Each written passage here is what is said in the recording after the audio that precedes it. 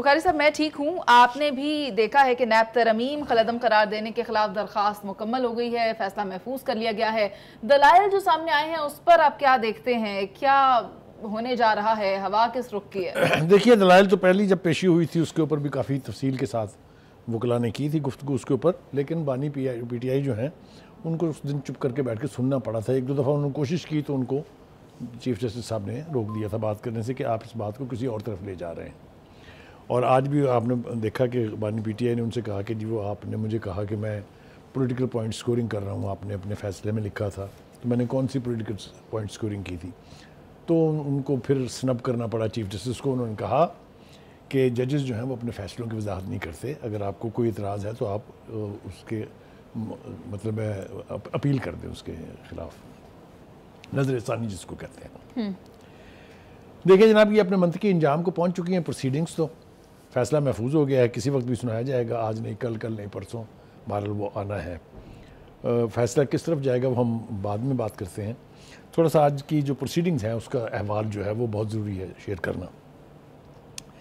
دیکھیں 2-3-4 بہت اہم باتیں ہوئی ہیں.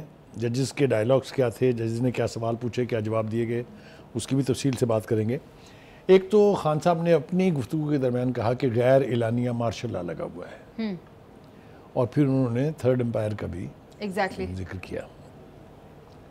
پہلی بات تو ہے کہ خان صاحب کو یہ تھرڈ امپائر کا ذکر کرتے ہوئے تھوڑا سا سوچ بچار کرنی چاہیے, اس لیے کہ سب سے پہلے تھرڈ امپائر کی اصطلاح جو ہے وہ اس کے خالق جو ہیں خود بانی پی ٹی آئی ہیں, جنہوں نے 2014 کے دھرنے میں کہا تھا کہ تھرڈ امپائر کی انگلی اٹھنے والی ہے. ساری دنیا کو پتا تھا وہ کس کا حوالہ دے رہے ہیں. بعد میں انہوں نے اس کو اللہ میاں بنا دیا کہ جو میرا اشارہ تو اللہ کی طرف تھا. اینی وے وہ کیا تھا اس کے اندر بحث کرنے کی ضرورت نہیں. لیکن جناب آپ نے 4 سال اقتدار کے بعد قوم کو ایک پریس کانفرنس میں بتایا کہ میں تو بالکل ڈمی تھا, مجھے تو کچھ پتہ ہی نہیں تھا کیا ہو رہا ہے, ملک تو جنرل باجوہ چلا رہے تھے. یہ بات درست ہے یا نہیں؟ درست ہے. تو آپ کون ہوتے ہیں غیر اعلانیہ مارشل لا کی بات کرنے والے؟ آپ نے تو پریکٹیکلی جنرل کے پورا ملک سپرد کیا ہوا تھا. ایک بات. دوسری بات یہ ہے کہ آپ نے اپنے بیان میں کہا کہ 1700 ارب کے پتہ نہیں کتنا ڈالر جو ہے وہ باہر پڑا ہوا ہے جو منی لانڈرنگ کا ہے. جی ہمیں بالکل یاد ہے کہ آپ نے اور آپ کے جو ساتھی تھے مراد سعید صاحب, انہوں نے یہ نعرہ لگایا تھا کہ 200 ارب روپے پاکستان کا باہر پڑا ہے اور وہ ہم سارا واپس لائیں گے. 100 ارب روپے جو ہے وہ جن کے ہم نے قرضہ دینے ان کے منہ پہ ماریں گے, اور 100 ارب سے ہم اپنے ملک کی معیشت چلائیں گے. یہ بیانات بہت زیادہ پرانے نہیں ہیں, اس لیے لوگوں کی یادداشت میں ابھی موجود ہیں, لیکن آپ نے کیا کچھ نہیں. سوری. لیکن اگر منی لانڈرنگ کی بات کریں ہم, تو پھر ایک اور کیس ہے جس کو فورن فنڈنگ کیس کہتے ہیں, جس میں بڑی خوفناک قسم کی جو منی لانڈرنگ ہے وہ ہوئی ہے کہ کسی ایک چیز, ایک گیم کے نام کے اوپر پیسہ اکٹھا کیا گیا, پھر وہاں سے اس کو فلٹر کیا گیا, پھر وہ ذاتی اکاؤنٹوں میں چلا گیا. آپ کو پتا 8 سال سے وہ کیس جو ہے وہ لٹکا ہوا ہے. اکبر اسبابر چلا کے کہہ رہے ہیں کہ بھائی میں نے تو اکاؤنٹ نمبر بھی دے دیے ہیں, میں نے تو اماؤنٹ بھی بتا دیے ہیں, خدا کے لیے کوئی فیصلہ کر دیں. وہ الیکشن کمیشن نے تو کر دیا تھا فیصلہ, لیکن بہرحال وہ پھر ٹرائل کورٹ میں اب پینڈنگ پڑا ہوا ہے. تو یہ جو ایک انگلی کسی کی طرف اٹھتی ہے نا, تو 3 اپنی طرف بھی اٹھتی ہیں, تو اپنے گریبان میں بھی جھانکنا بہت ضروری ہوتا ہے. جی. دوسری بات یہ کہ جسٹس صاحب نے آج گفتگو کی ہے, جمال مندوخیل صاحب نے بھی گفتگو کی ہے, عطر من اللہ صاحب نے بھی گفتگو کی ہے. اب تھوڑا سا ذرا اس گفتگو کی طرف آ جاتے ہیں. جی. انہوں نے کہا کہ جناب آپ جس قسم کی نوعیت بتا رہے ہیں حالات کی, پاکستان میں سیاسی حالات کی, تو بڑے خطرناک ہیں. تو آپ کا تو کام ہے کہ بیٹھیں آپ سیاستدانوں کے ساتھ اس مسئلے کو حل کریں. ایگزیکٹلی.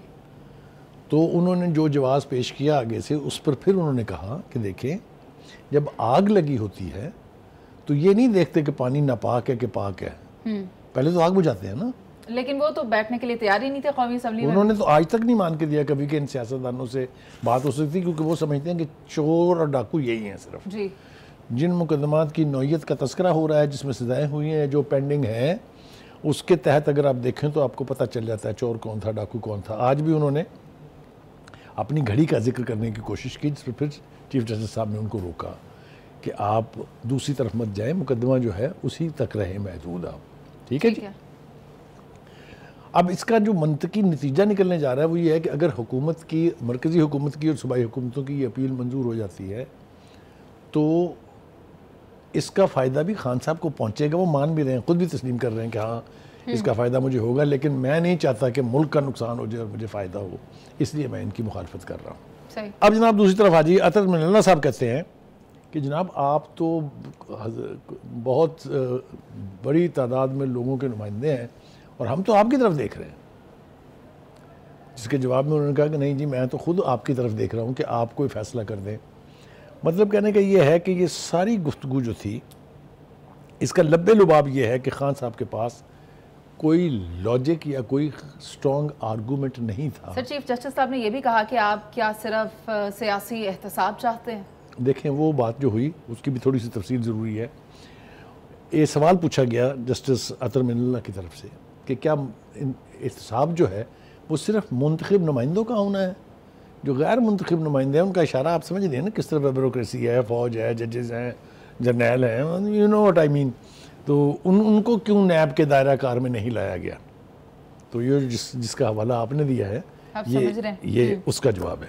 اینی وے دوسری بات یہ ہے کہ بہت سارے سوال پوچھے گئے. انہوں نے کہا کیا آپ 90 دن کے ریمانڈ والا جو معاملہ ہے اس سے مطمئن ہیں؟ آپ 50 کروڑ روپے سے کم کا کیس نیب میں نہیں جائے گا، کیا اس سے آپ اتفاق کرتے ہیں؟ ان سب کے جوابات جو بھی انہوں نے دیے وہ اب ریکارڈ کا حصہ ہیں. جب بھی فیصلہ ہوگا ملک کا یعنی اس کیس کا تو ساری باتیں سامنے آ جائیں گی. خان صاحب کی جو گفتگو ہے اس کے اندر ایک دو باتیں اور جو ہیں وہ کرنا بہت ضروری ہے. انہوں نے بہرحال حتمی طور پہ یہ کہا کہ میں ان ترامیم کی مخالفت کرتا ہوں، ٹھیک ہے، میں اس کے حق میں نہیں ہوں. انہوں نے کہا جی کہ توشہ خانے کی جو گھڑی تھی جس کی میں نے قیمت کم لگائی تھی مجھے 14 سال کی سزا آپ نے اس میں دے دی ہے. اب وہ جو فیکٹس ہیں اس کے حوالے سے وہ تو انہوں نے بیان نہیں کیے ہیں کیونکہ جو شواہد موجود ہیں کہ اس کی قیمت لگائی گئی تھی بلکہ اوپن مارکیٹ کے اندر، اس کی قیمت کو اسیس کرنے کے لیے انڈر انوائسنگ کی گئی تھی. وہ یہ بہت لمبی تفصیل میں ہم چلے جائیں گے، لیکن یہ ہے کہ اس کے حوالے سے ایڈریس بھی پہلے غلط دیتے رہے. اس کے حوالے سے نہیں جس کی رسید دکھائی اس نے کہا میں نے کبھی دیکھی ہی نہیں، وہ نہ مجھے پتا ہے کہ کب بکی کب نے بکی. جس کے پاس وہ ہے وہ کہتا ہے میرے پاس فلاں فلاں آئے تھے، اس نے گوگی کا نام بھی دیا، آپ کو یاد ہے. تو کہنے کا مطلب یہ ہے کہ حقائق جو ہیں وہ آہستہ آہستہ سامنے تو آئیں گے نا، چھپی نہیں رہتی کوئی بھی چیز. لیکن چونکہ اس معاملے کا آج کے اس مقدمے سے کوئی تعلق نہیں تھا تو اس لیے میرے خیال سے ہم یہیں تک اکتفا کریں. تفصیل میں جائیں گے تو بات جو ہے بڑھ جائے گی. لیکن خان صاحب کا جو یہ دعویٰ تھا کہ میرے ساتھ جیل میں بڑی زیادتی ہو رہی ہے اور مجھے قید تنہائی میں رکھا گیا ہے، اس کا بھانڈا جو ہے آج حکومت نے پھوڑ دیا ہے، بیچ بازار جس کو تصویریں لگا کر. ٹھیک ہے جی. اب جناب ذرا میں اس کی تھوڑی سی تفصیل جو ہے وہ بیان کرنا چاہوں گا. پہلی بات تو یہ ہے کہ جو انہوں نے کہا کہ قید تنہائی ہے وہ انہوں نے تفصیل دی ہے کہ جب سے وہ جیل میں گئے ہیں اب تک کتنے لوگوں سے وہ مل چکے ہیں، اس کی بات کرتے ہیں. میرے پاس اس کی تفصیل موجود ہے، لیکن نہیں چلے پہلے اس کی تفصیل کر لیتے ہیں جناب. گزارش یہ ہے کہ جی جو فیکٹس اینڈ فگرز آج جمع کرائے گئے ہیں ان کے مطابق مختلف افراد کی ملاقاتوں کا سلسلہ 28 ستمبر 2023 سے ہوا جو تاحال جاری ہے. دستاویزات کے مطابق بانی پی ٹی آئی کو اڈیالہ جیل میں 8 ماہ کے دوران 105 مرتبہ ملاقات کرائی گئی. ٹھیک ہے جی. بانی پی ٹی آئی نے 28 ستمبر 2023 کو 6 افراد سے ملاقات کی. اکتوبر 2023 میں یہ پوری تفصیل ہے میرے پاس، میرے خیال سے بہت لمبا وقت لگے گا اس میں، تو میں نے آپ کو بتا دیا ہے کہ ان کی کتنی ٹوٹل ملاقاتیں کرائی گئی ہیں. 105 مرتبہ لوگ ان کو ملے ہیں. دیٹ مینز اگر آپ 8 مہینے یا جو بھی وقت ہے اس کو اگر ہفتوں میں گنیں تو 32 یعنی ہفتوں میں اگر 105 ملاقاتیں ہوئی ہیں تو آپ دیکھ لیجئے گا کہ ڈیلی کتنے لوگ ملتے ہوں گے یا ہفتے میں کتنے لوگ ملتے ہوں گے. تو یہ تفصیل کسی اور وقت کے لیے. صاحب یہ بھی تو بتائیں نا، کہتے تھے کہ تنگی میں حالات گزارے جا رہے ہیں. میں اسی طرف آ رہا ہوں، میں یہ تفصیل لے کے آیا ہوں. میرے پاس تفصیل ہے موجود اس کی، اور یہ میں نے اپنے پاس سے نہیں گھڑی ہے، یہ آج حکومت نے پیش کی ہے. میرے خیال سے عدالت میں بھی یہ پیش کر دی گئی ہے اضافی دستاویز کے طور پہ. ٹھیک ہے جی.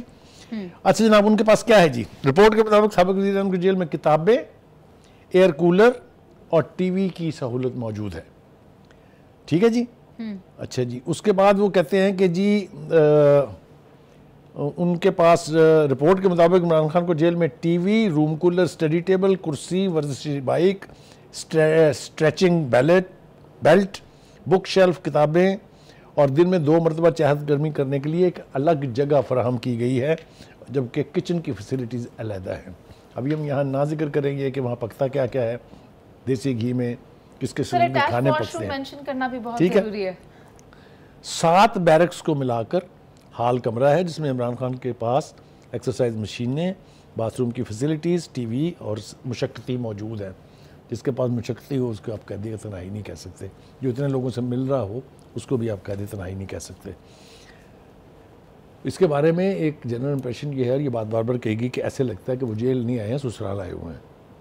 یہ بھی میں نہیں کہہ رہا ہوں، ہمارے جو انفارمیشن منسٹر صاحب ہیں عطا بندیال صاحب، وہ تارڑ صاحب، وہ بھی یہ کہتے رہتے ہیں۔ عظمہ بخاری کہنے کا مطلب یہ ہے کہ اس طرح کی اگر تصویر ہو، اس طرح کی اگر ملاقاتیں ہوں، یہ بڑی لمبی تفصیل ہے، پورے پروگرام کا وقت گزر جائے گا اس پر، اور پھر آپ کہیں کہ جی جیل میں میرے ساتھ زیادتی ہو رہی ہے، مجھے تنگی میں رکھا گیا ہے یا قید تنہائی میں رکھا گیا ہے، تو یہ میرے خیال سے ٹھیک بات نہیں ہے، حقائق کے برعکس ہے۔ ایک اور بات جو میں کرنا چاہتا تھا وہ یہ ہے کہ چیف جسٹس صاحب نے ایک سٹیج پر یہ بھی پوچھا، آپ کو یاد ہوگا جو اعلانیہ غیر اعلانیہ مارشاء اللہ کی بات جب انہوں نے کی، تو یہ تو تھے باجوہ صاحب کا ذکر ہم نے کر دیا نا کہ جب ان کے دور میں 4 سال تک وہ حکومت کرتے رہے، یہ تو آئے تھے تو انہوں نے آتے ہی یہ دعویٰ کیا تھا کہ ہم اے پولیٹیکل ہیں، یعنی ہم غیر سیاسی لوگ ہیں، اور نیوٹرل۔ پھر نیوٹرل کا جو بینڈ بجایا پی ٹی آئی نے، یاد ہے نا آپ کو، نیوٹرل تو جانور ہوتا ہے، پتہ نہیں کیا کیا ہوتا ہے۔